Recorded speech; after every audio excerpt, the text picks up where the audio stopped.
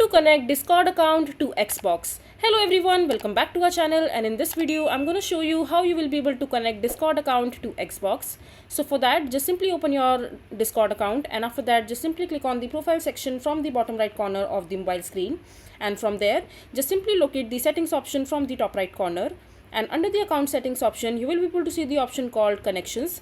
Just simply tap on it and just simply click on add from the top right corner, and over here when you will scroll down you will be able to see the option called Xbox. Just simply tap on it and it will redirect you to the page where you have to click on get started in order to connect both these accounts successfully, and click on continue. And as soon as you click on continue, you just have to enter your credentials in order to log in into your Microsoft account, and your Xbox account will be open as well. And from there you just simply have to click on continue in order to connect your Discord account and your Xbox account quite successfully. So this is basically how simple it is to connect Discord account to Xbox.